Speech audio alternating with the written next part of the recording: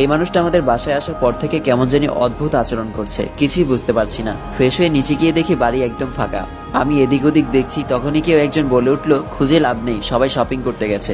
তুমি যে সেন্সলেস হয়ে গেছিলে তোমার আপুকে বলেছিলাম, ও সবটা ম্যানেজ করে সবাইকে নিয়ে গেছে। আমি শুভ ভাইয়ের কথা শুনে উপরে চলে যাচ্ছি, ঠিক তখনই সে বলে উঠলো, সবসময় এমন ড্রেস না পরলে হয় না। সে যদি বলল, কেমন ড্রেস? শুভ বলল, এই যে ওয়েস্টার্ন ড্রেস, একটু কপালে একটা টিপ দিতে তো পারো, একদিন একটা শাড়ি পরে খোপায় একটু ফুল তো দিতে পারো, কিংবা হালকা রঙে একটা 3 পিস পরে চুলগুলো ছেড়ে রাখলে। সে যদি কিছু না বলে উপরে চলে গেল, আর শুভ ভাই জোরে বলে উঠলো, পরশু বিথির এঙ্গেজমেন্টের দিন একটা শাড়ি পরো, খুব বেশি ভালো হবে, আর খুব খুশি হব। আমি সাথে সাথে তার দিকে ফিরে বললাম, আপনি কিসে খুশি হবেন কিসে হবেন না সেটাই আমার কোনো ইন্টারেস্ট নেই, আর আমি শাড়ি পরি না। রাফিন শাড়ি পছন্দ করে না একদম, তাই কখনো শাড়ি পরিনি। উপরে আমার রুমের বেলকনিতে দাঁড়িয়ে ভাবছি দুটো মানুষের পছন্দ কতটা ভিন্ন হতে পারে। এই যেমন রাফিন শাড়ি পছন্দ করে না,